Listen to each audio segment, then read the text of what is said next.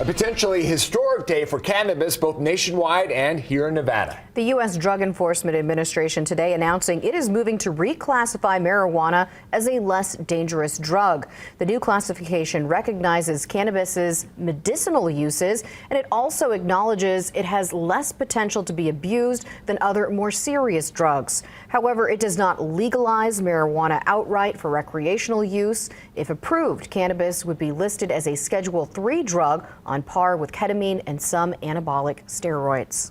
Nevada Representative Dina Titus is a founding member of the Cannabis Caucus. She applauded the move as a way to expand medical research and also local commerce. She wrote this in part: "This decision would also allow legal cannabis businesses like those in Nevada to operate with significantly less tax burden and contribute more to local economies." Bob Grossbeck, co-CEO of Planet 13 dispensary chain, sees it as a game changer for the entire industry. He released this statement: "Rescheduling cannabis should also pave the way for much-needed safe banking solutions. Safe banking in the cannabis industry provides a secure environment for financial transactions." Meanwhile, the ACLU of Nevada awaits an answer from the state Supreme Court on its appeal of the state's classification of the drug.